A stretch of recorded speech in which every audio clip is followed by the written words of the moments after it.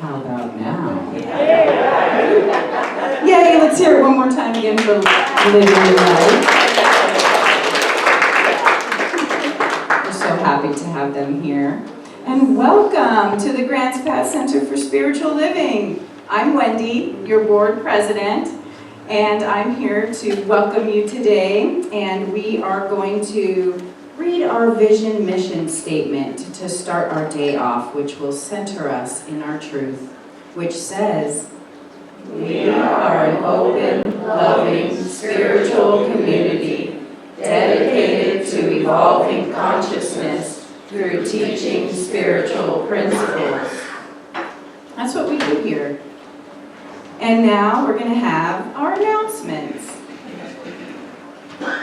Again, happy Sunday, everyone. Welcome to December. This month's theme is shedding our skin. So as we move into the end of the year, you can contemplate on the things that no longer serve you, shed your skin, so to say, and come into the new year all brand new for all of your wonderful manifestations. Letting go, lightening up, and stepping into the new with gratitude and joy.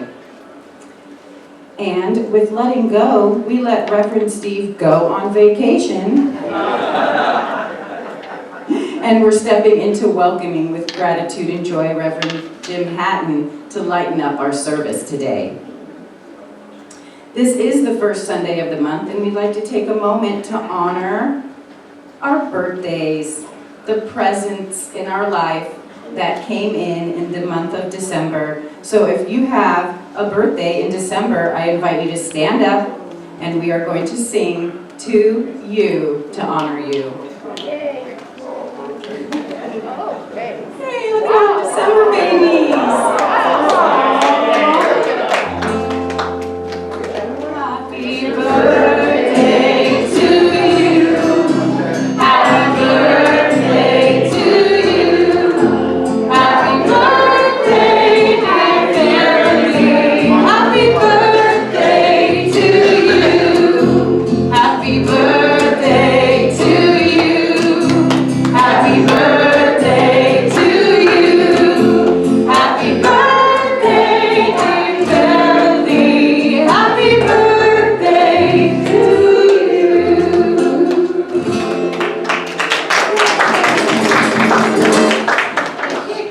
Each one of you is truly a present in this world. Thank you. And we want to extend a heartfelt gratitude to our spiritual gardeners. And they are keeping the grounds looking amazing. And our people who decorated, keeping the inside looking amazing. They've helped shed the old and brighten the space for the season. Thank you. We also want to acknowledge every volunteer, every donor, and every attendee, because your presence and participation keep our center flowing with grace. We are really grateful for you.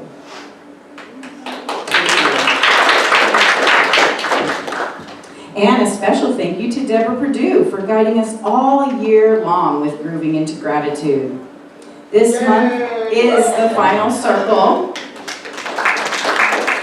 on December 28th after the service at noon in the LEC.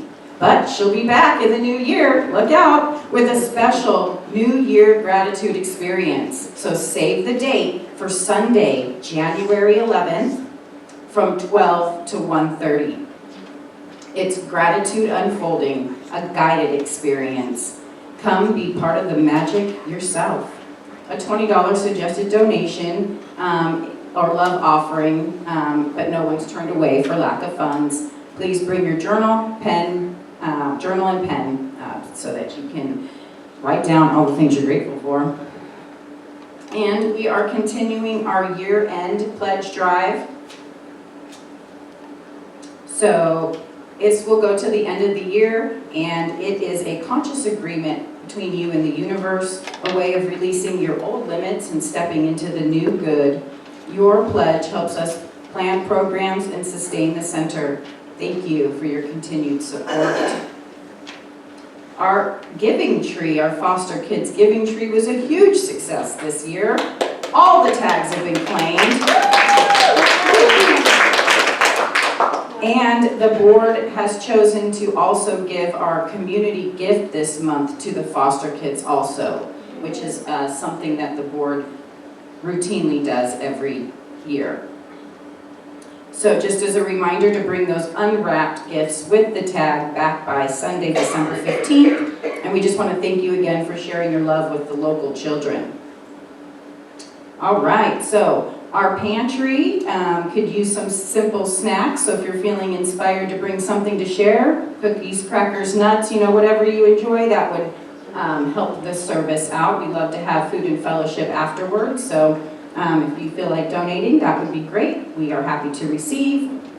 If you want to sweeten your season a little bit, we have our Seas Candy fundraiser. There's 3 ways you can order. Online, there's a link on the website or on the e-news. Number 2 is going to the website. And 3 is there's sign-up sheets in the back if you just want like 1 box. And then I'll collect those and order as soon as we reach $75. It's free shipping, so we can do it that way if that suits your needs.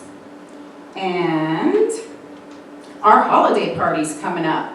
So we will be setting up the day before on Thursday, December 11th at noon. Your assistance is appreciated. And then the next day on Friday, December 12th at 6 p.m. is the holiday party.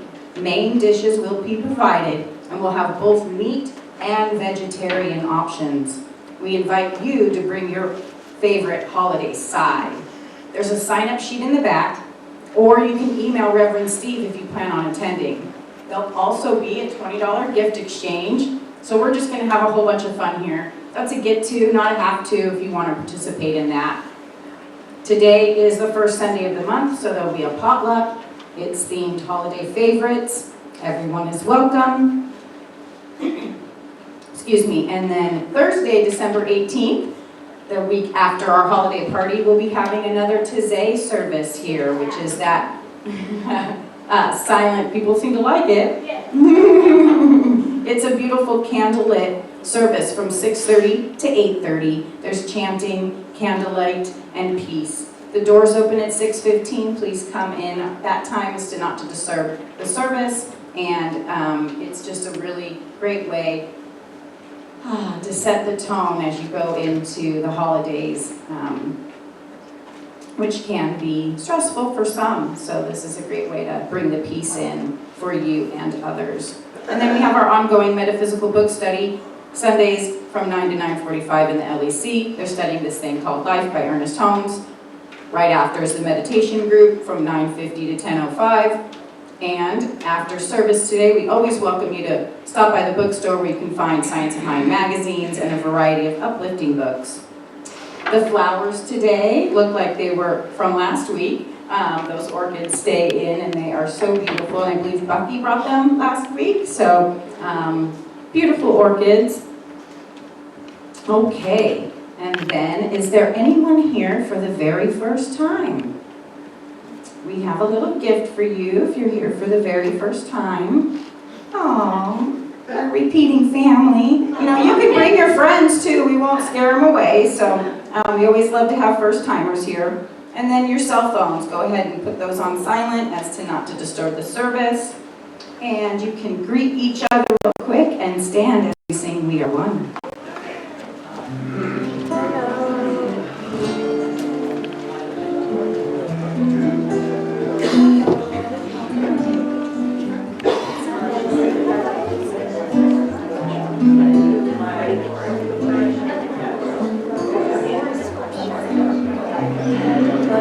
Answer no.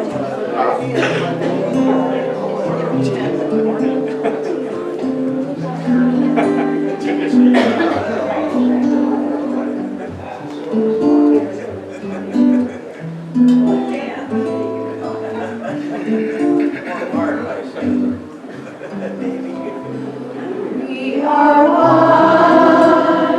We are one. I am you. You are me. We are one.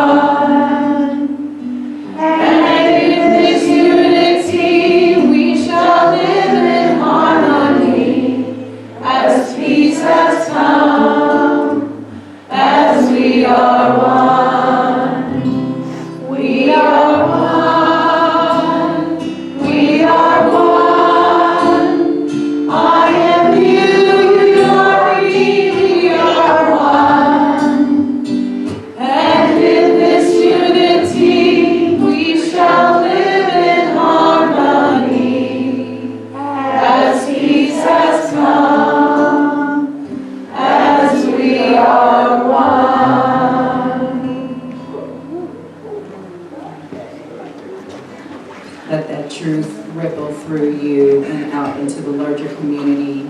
We are one. And now I want to introduce our podium practitioner for the day, Deborah Perdue. Thank you.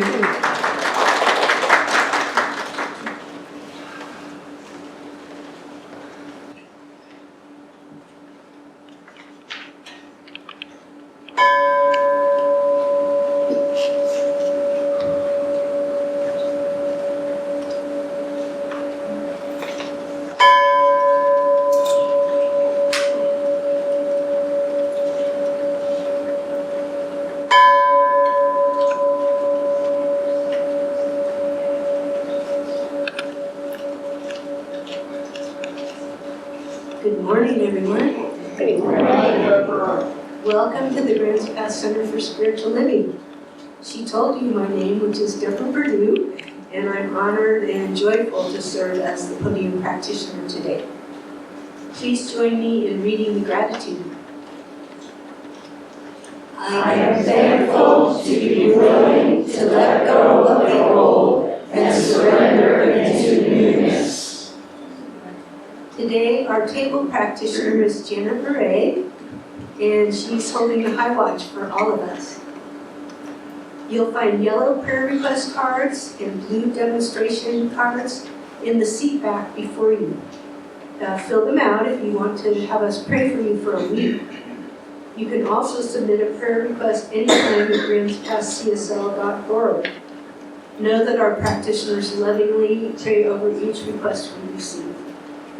And also, if you have a demonstration, be sure and let us know, because we love those too. And that's when something manifests that we've asked for. It will. It's our honor to hold you in prayer after the service. Practitioners who are present today, please raise your hands. I think it's Janet time this time. So she'll either pray, Janet will either pray with you and for you, or direct you to me. Let's read the prayer together on the screen. With present faith, I am open and willing to let go of any resistance as I welcome the beauty in the new into my life. I am blossoming. Now we're going to sing I Am Loved. Please remain seated.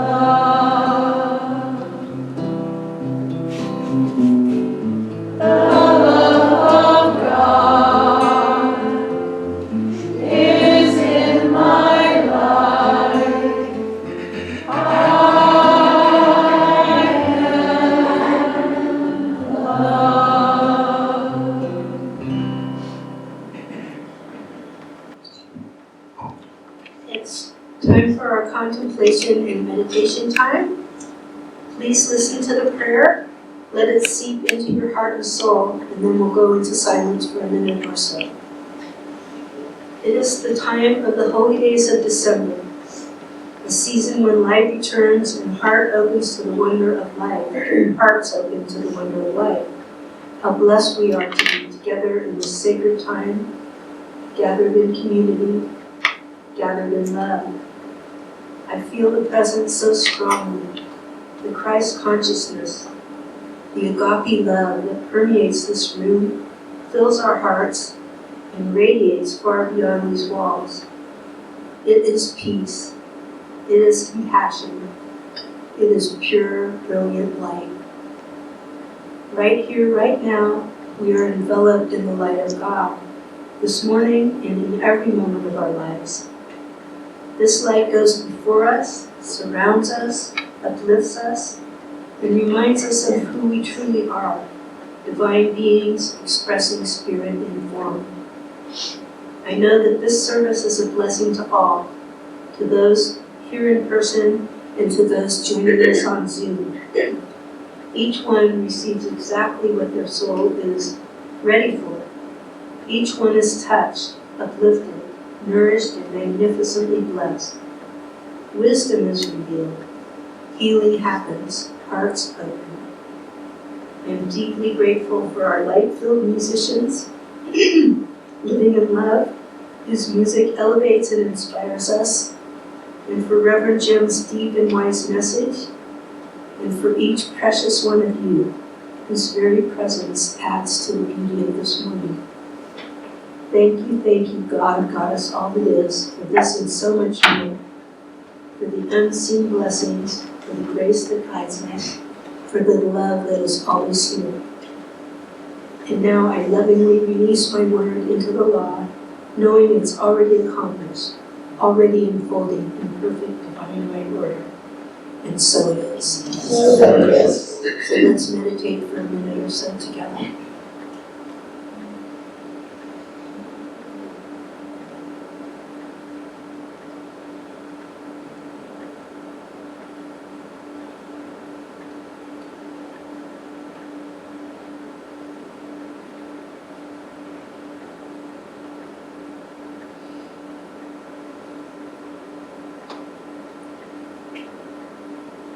Let's bring our consciousness back to the room and open your eyes when you're ready. And we are truly blessed by special music, by Living in Love, and then followed by Reverend Jim's wonderful talk. Thank you.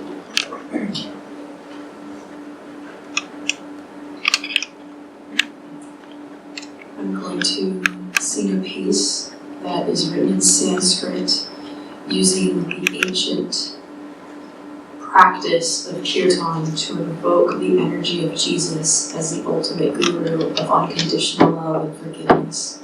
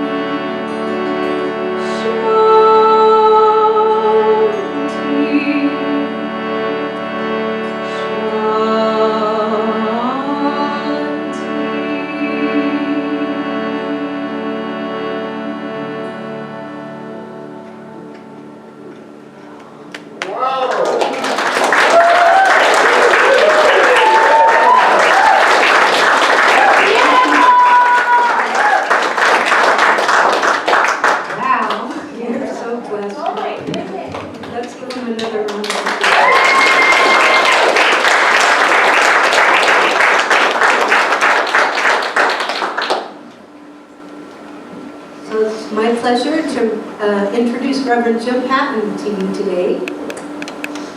He was one of my excellent teachers when I was in practitioner studies in the early 2000s. And he's still my good friend. He's my prayer partner and a mentor to me. Reverend Jim was raised in science of mind his entire life. He began his studies as a teen and has devoted his whole life to spiritual growth and evolution and service. A longtime practitioner and later practitioner emeritus, he was ordained in 2010 after studies at Holmes Institute and Emerson Theological Institute. He served for 14 years as assistant to the senior minister at Medford CSL, supporting all aspects of community. He's an author and editor of the Inner Peace column for the Ashland News and a sought-after speaker for CSL, Unity, and other spiritual communities. An adventurer at heart, he has traveled on sacred journeys worldwide. He'll probably mention it, but he and his wife, Reverend Steph, just came back from Egypt. I bet it'll be brought up in his talk. So anyway, welcome, Reverend Jim Hatton.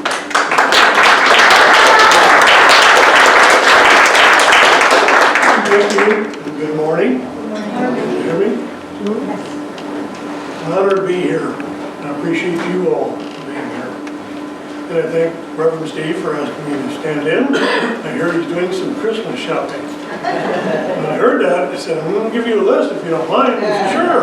So I gave him a list. And he looked at it and he said, you better find a practitioner. You're going to need prayer. Please. No doubt. Are you all ready? Yeah. So we celebrate these, and we celebrate officially the birth of Yeshua ben Joseph. It's not really his birthday. It's in March, but that's okay. So I have a little story to share with you about 3 young boys that grew up together in the same neighborhood. And when they grew up, one became a rabbi. And the other became a minister, and the other became a priest. And they happened to get together one day as adults, as spiritual leaders, and got to talking, maybe having a few beers and so forth. And so they kind of got bragging about their sons, and the priest was bragging about his nephew. And the minister says, you know, my son's grown up and he's really inspired, and I think he's going to be the next Billy Graham. Wow. And the rabbi said, well, my son is now a rabbi, and he's going to be the head rabbi in all of Israel. And the priest said, well, my nephew is also very inspired. And he's become a priest, and he's preaching all over the world, and people are coming to hear him, like hundreds of thousands of people. And you know, he just may be the next Jesus Christ. And the minister says, that's impossible, that can't happen. And the rabbi says, why? One of our boys made it.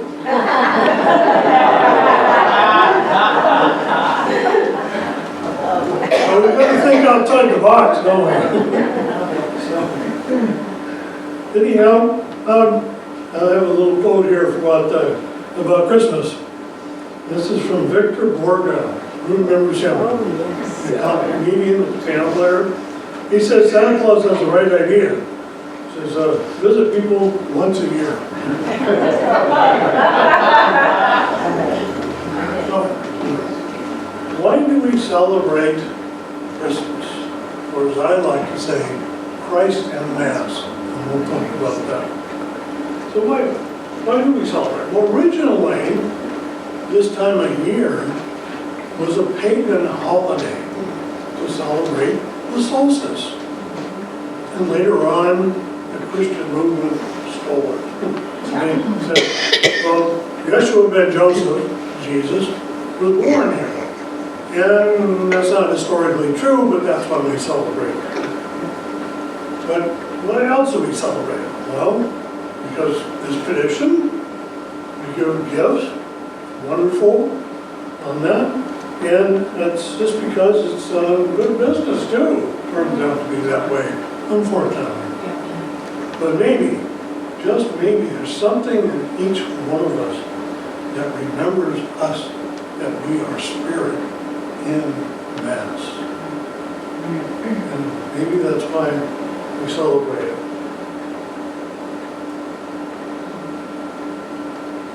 Spirit in Mass, I call it Christ in Mass. What is Christ? Well, to me, Christ is God, man, God, woman, fully realized. And that's really no different than you and I, except maybe we forgot who we are. Holmes says, in what we believe, it says this one, God, manifests itself in and through all creation, but is not absorbed by its creation.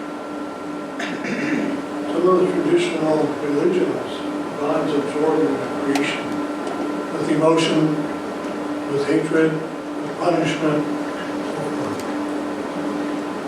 We don't believe that.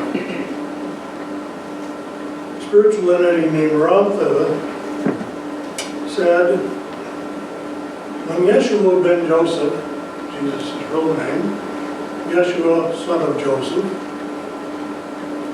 had to show to a culture of people that there was life beyond death. But when but we've never been told that it is not because he's here to save us, but is to remember that he is a master who demonstrated the power of God and man and woman. What did Christ do? What did Jesus do? Well, he was a God expressing in form, remembering who he was fully.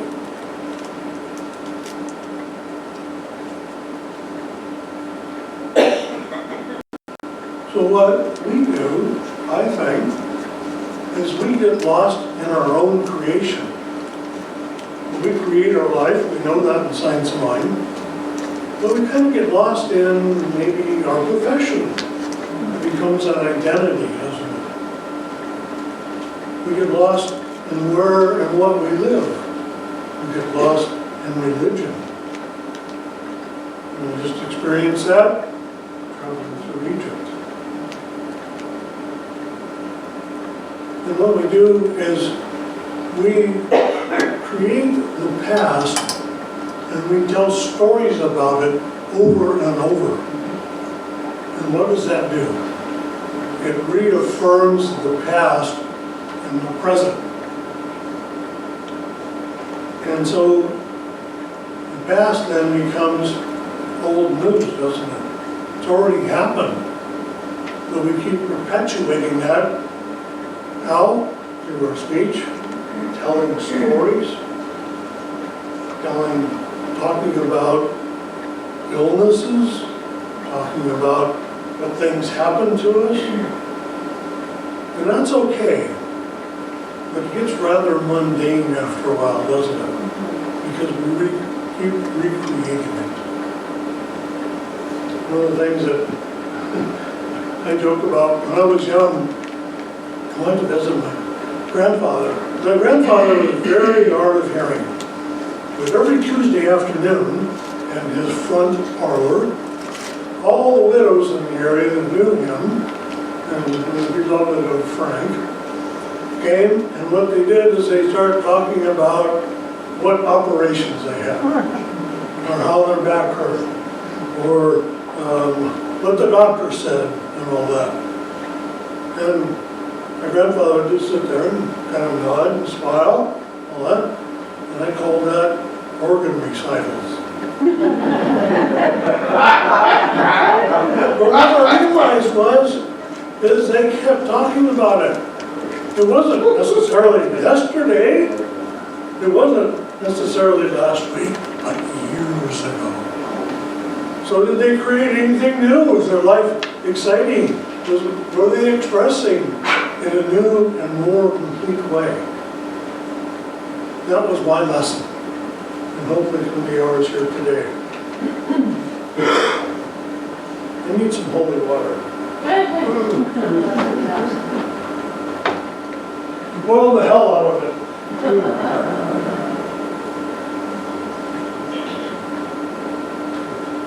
So what did Yeshua ben Joseph, Jesus, do?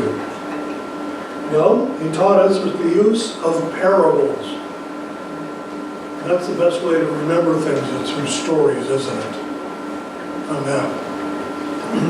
One of our people on the tour in Egypt was an Egyptologist. This guy was just so full of knowledge, and we'd go to different places, temples and so forth, and he would talk about the academics of it.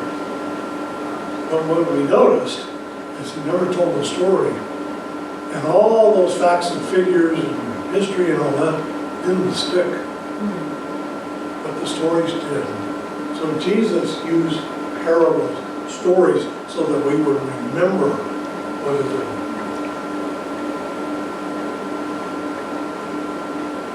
He taught the truth, and he performed miracles. What kind of miracles did he perform? Well, he healed the sick, remember the paralyzed man, the blind man. He levitated. He walked on water. Takes levitation. He defied death by ascension and resurrection. He did 34 of them according to our modern Christian Testament. But how did he do that? Did he feed the masses, the loaves and fishes, by looking at a basket with a few fish and a loaf of bread and say, damn, we don't have enough? We wouldn't say that, would we? No. Did he walk on water by saying, I better be careful, I might drown? No, he didn't do that. What he did is he defied the social consciousness of his time. He did say to the blind man by saying, you know, I must inform you that I've done this before, but it's only worked 32.7% of the time. Kind of sounds like our beloved medical system, doesn't it? That would be introducing doubt. He had no doubt. He had knowingness. He didn't even have hope. He knew. He did these things by looking beyond the condition. Now, you practitioners out there, in your training, you've been taught to look beyond the condition. Not always easy to do. But when he's faced with this, and he's faced with people telling him around him, things are so, that the social consciousness is this and that, he didn't listen. He couldn't. He wouldn't have performed quote-unquote miracles.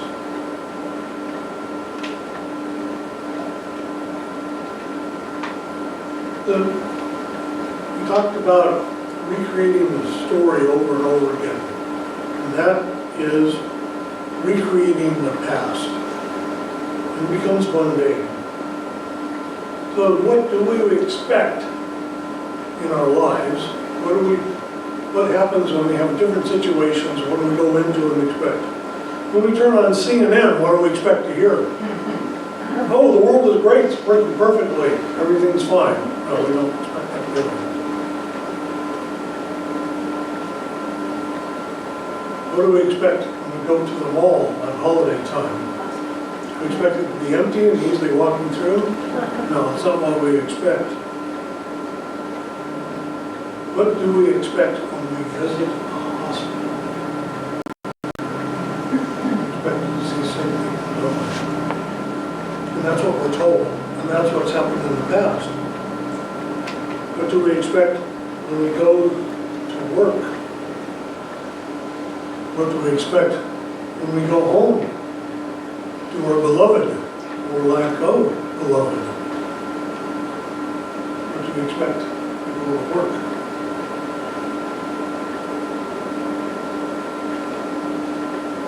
What do we expect when we go to the doctor? The doctor would say, oh, you're in perfect health. You don't need to be here.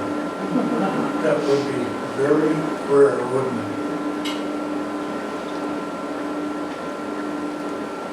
You think Yeshua ben Joseph is more powerful and different from you and I? I think that's a common belief, even in science of mind, that this man was looked at the exception and not the example, which many of us have heard in science of mind. But he's the example. And maybe he has practiced a little bit better, a little bit more than you and I. But he had that power. And you know what? So do we. And we can achieve that type of power little by little. Now, enlightened masters, some of them have a big revelation and everything's revealed to them immediately. But most change their consciousness, change their mind, become enlightened step by step. And that's what we all can do. But do we do that? Now, I have to admit, when you get up here and talk, when a minister speaks something, somebody gives a speech, they're the ones that have to learn it the most. So thank you for being here to listen to my learning. What's different is Yeshua ben Joseph's focus and his energy was on what he wanted to create. Not the past. Not what people told around him of his day. And as I mentioned, the social consciousness of the day. Can you just imagine what that social consciousness was 2,200 years ago? He had a lot to contend with.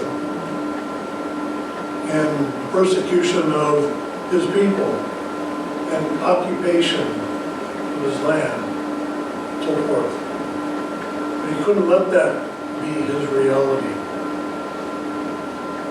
So our energy can be the same thing, our focus can be the same thing, little by little. There's a concept that I learned 1985, and I really had to sit with it a long time. It was called the moment recreation of the universe. And where that comes from is from enlightened masters, heavy meditators, that says that they sense that the universe, physical universe, is created moment by moment. And I thought, wow, that's pretty heavy duty. But then I got to comparing it. And what really resonated for me was, is think about a movie, an old film type movie. It's made up of frames, right? Okay? And if you look at those individual frames, the one next to it doesn't change or doesn't change much, does it? And the next one changes a little bit.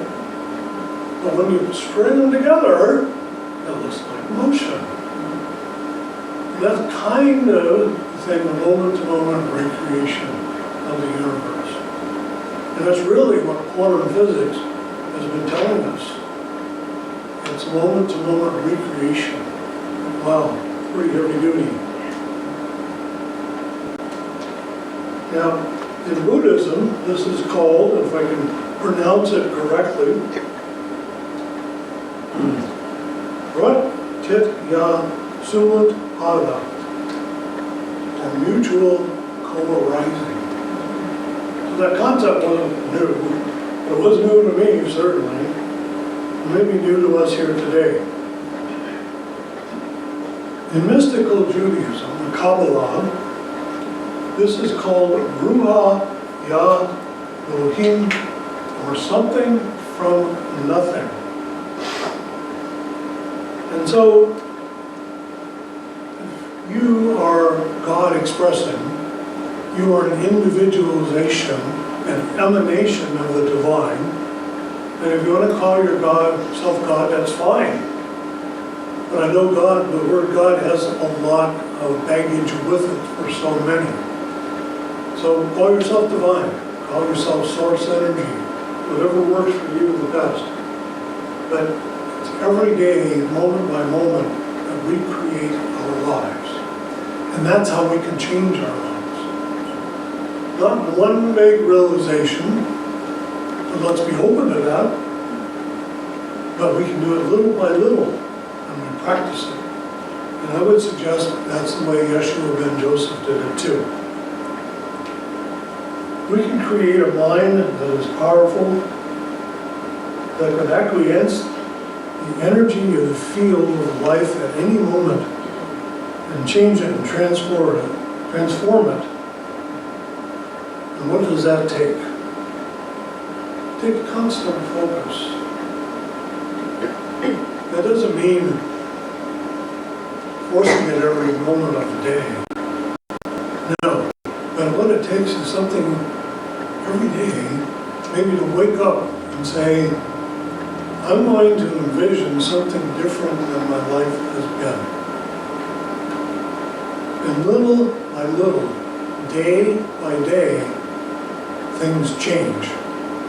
If you think back when you were maybe a teenager, and said, a little bit this about my last talk, what was life like for you? Okay, and what is it like now? Your life has changed, hasn't it? And it probably changed many times during your whole life up to this point. But is your life changing? You feel growing? You're growing and you're learning and you're becoming and you feel fulfilled? That's a question we almost ask every day. And if we don't, then we have to have the courage. It takes courage to start to make changes and expect something different. If you can't see the world in a wonderful way, turn off CNN. I've done it. It wasn't easy. Because you know what? It's addictive. It's made to be addictive. Just like our social media. So if you wake up in the morning and a little bit has changed, great. Don't get discouraged. Keep going. Because you know what? I can tell you from experience, it becomes faster and faster. And continue to do it. And it takes courage, it takes focus, and it takes energy. That's why we have classes here at CSL. We have Sunday services. We listen to Reverend Steve and his enlightenment. Every little bit changes, and we start to see it in our lives.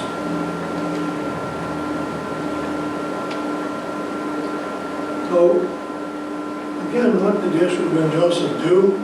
He looked beyond the appearance. He didn't see a blind man. He didn't see a sick man. He didn't see the possibility of drowning walking in water. So we can start with seemingly small things. And they're not small. They're all the same, but they seem small to us. We just start with green lights. When we're driving, we come up upon a red light and we stop, which we should. Don't look at the red light. Look at it and vision it green. And the game is, and what's really kind of fun, is to see how fast you can turn that green light on. Yes, it'll turn on green eventually. But how fast can you do that?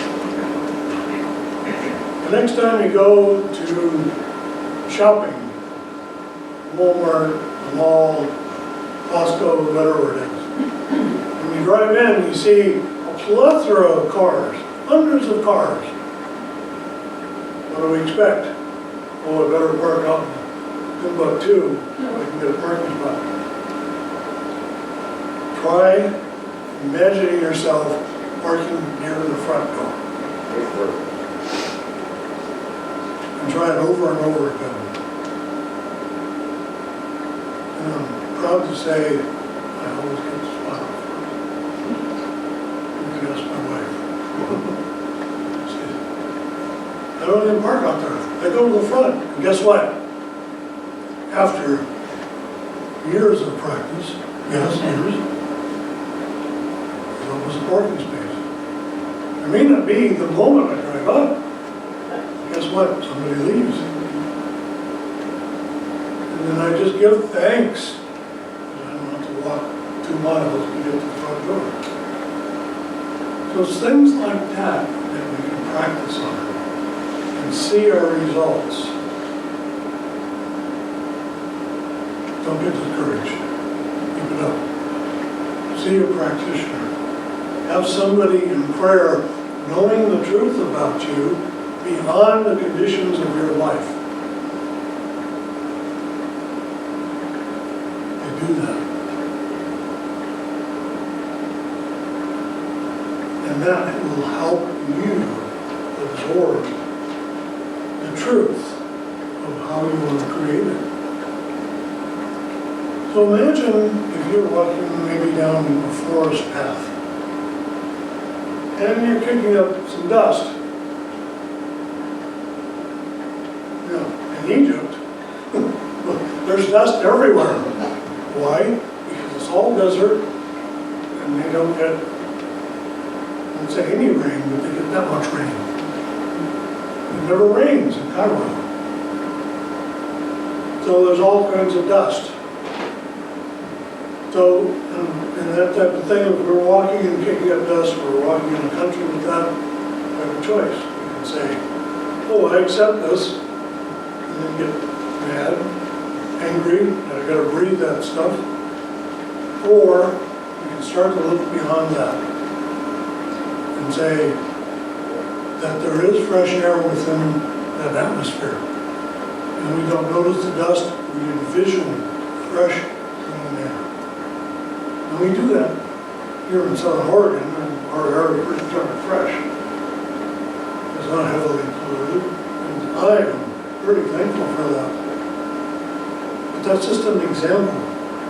So we can look beyond the condition. I don't say the condition doesn't exist, but it doesn't come into our realization, our knowledge, our reality.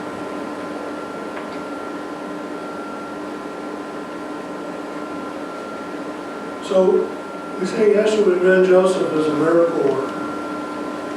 But really what he did is he accessed the quantum field, or the field of all possibilities.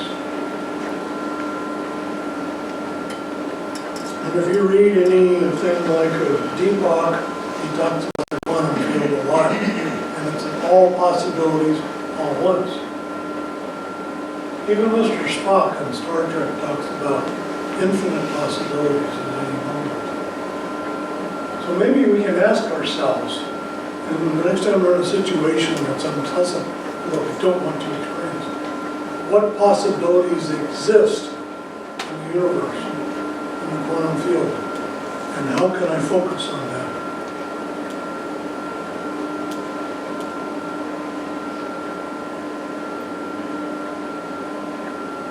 If you were the one that were working with a group of people, in Jesus' case it was 5,000 people I was teaching, but they looked in the basket, there's a few fishes and a loaf of bread. I asked myself, what's my first reaction? I'm telling that and I see 5,000 people out there in the lunch. Well, I gotta go to the Safeway. See, that's just it. What he did, what he really did, is he took the idea the outline, the consciousness of fish and bread, and maybe other things too. And he used that as an outline, as a basis, as a structure in consciousness, and then duplicated that. He didn't look at the limitation, but he multiplied the concept of consciousness of the loaves and the fishes. And it kept his focus on that, enough to feed the crowd that was with him, be it 5 or 500 or 5,000 or whatever it actually was. But he had to multiply that, and he did. And we can do that too. Practice. Practice.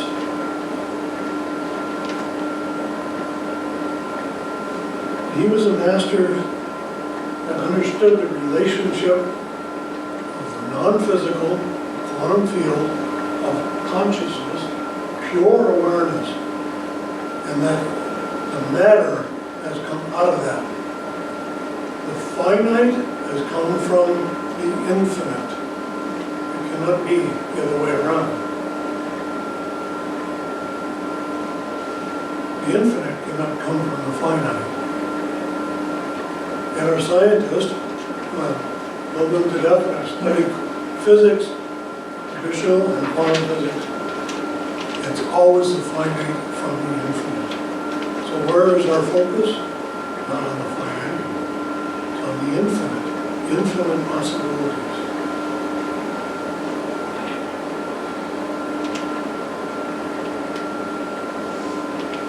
So what can we do to create the echoes of the fish and the bread in our lives? We can take what we visualize, be that a partner, be that more love, be that a new car, be that a place to live, be that new situations, and take the framework of that, the energy, the consciousness of it, and see it multiply. And see it over and over and over again. And soon, we embody it. It drops into the homes that say the subconscious. That's what it manifests. When it's complete in there, no doubt. And that's living beyond our own creation and not being absorbed by our own creation and limited by our own creation.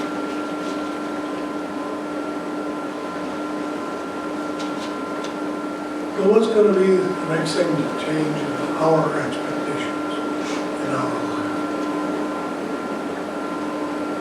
Not too late. It's never too late. Life is infinite, and it's always the time to start now. And bit by bit, little by little, it will become reality in your life. And it actually becomes reality even greater than you imagine. Because the law of attraction, the universe, is intelligent. So again, somewhere maybe in the back of our mind on this high holiday, we remember just a hint of being spirit, being non-physical, being God.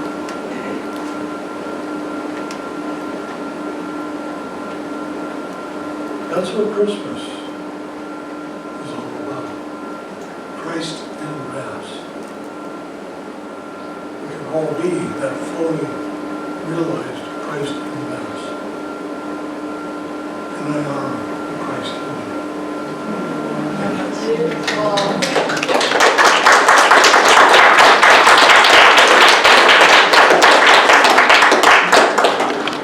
Oh, that's good. That's part of the talk. So let's turn within. Please, just for a moment, leave the outside world behind. Leave your shoes at the door.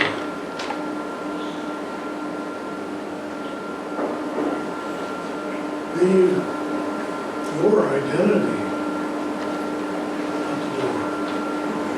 Your identity is going to create your life over and over again.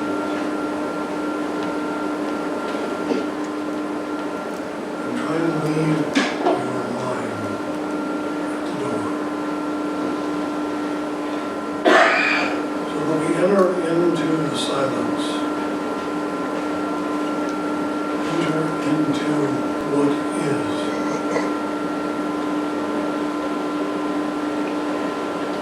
Naked in the spirit. This is where we recognize the divine.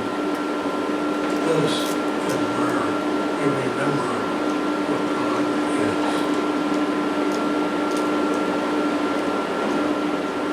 Being in this moment, I know that I am one with this presence, this power, with this consciousness, with this field of infinite possibilities. And I know also that everyone in this room, everyone in the world, is one with them. And by turning with Him, our focus becomes on that oneness. That's why we can say we are all one.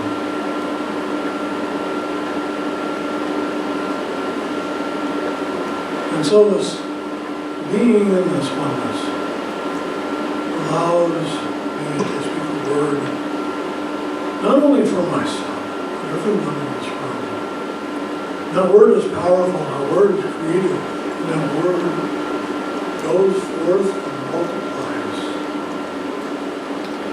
That anyone here is seeking more love in their life, more companionship, more fulfillment in relationship. It is done. Anyone is seeking well-being. That expression of well-being is whole and complete. That is the truth. We recognize that truth. And it is so.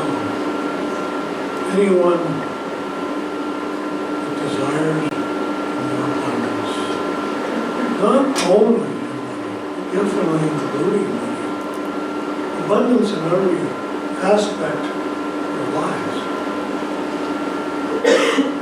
It's infinite. And we let it in now.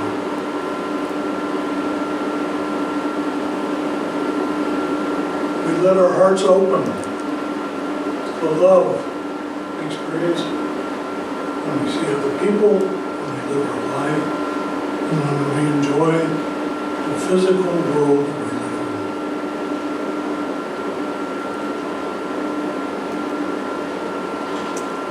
Experiencing this now, fully, and remembering who we are, fully.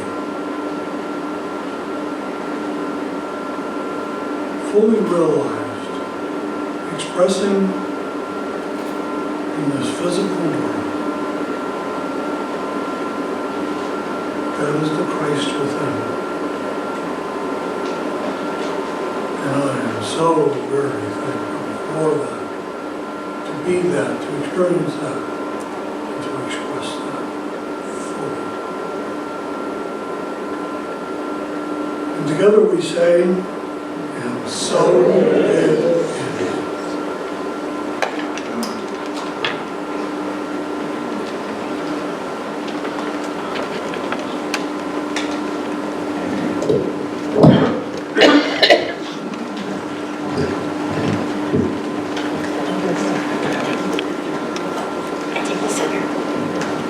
So it's time for our prosperity affirmation. Please say it with me. I trust and know that all my needs are always taken care of by the Spirit. Today I gladly and generously give to the center where I'm constantly spiritually nourished. And so it is. You just why don't you chat off?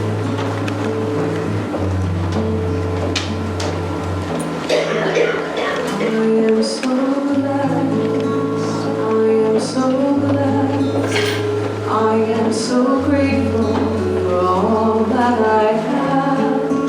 I am so blessed, I am so blessed. I am so grateful, I am so blessed.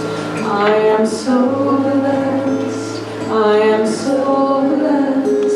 I am so grateful for all that I have. I am so blessed, I am so blessed. I am so grateful, I am so blessed.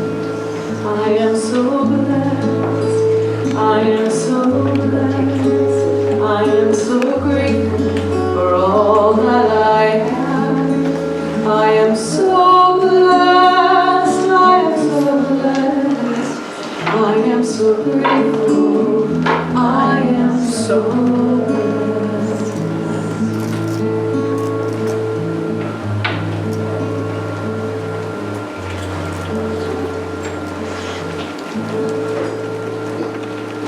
So with great gratitude in my heart, I bless the gifts we have received this morning.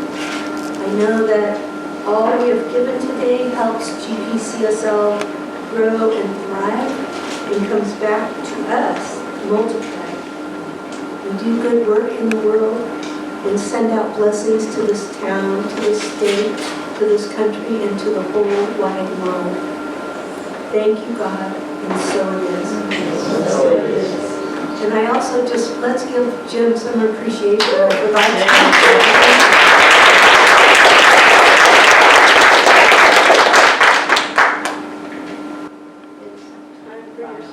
Oh, the peace song. Please join us for singing the peace song.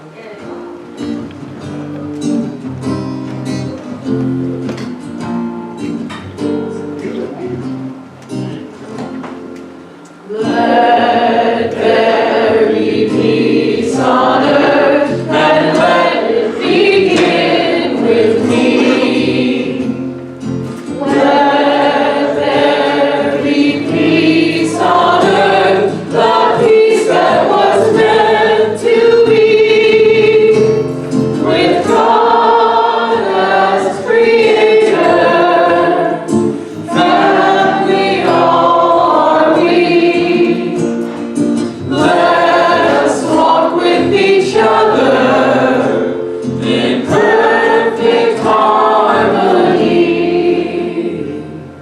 Let peace begin with me. Let this be the moment now.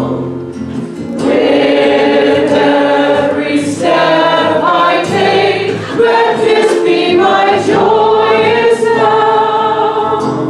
To take each moment and live each moment in peace eternally. Let there be peace on earth, and let it begin with me.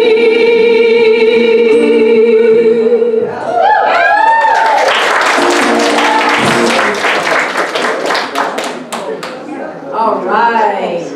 Everybody repeat after me. Something wonderful is happening right now.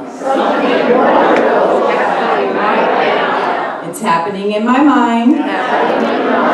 It's happening in my body. And it's happening in the body of my affairs. I think it. I feel it. And I know it. Just the way that it is. And all the ways that it's not. Thank you, life.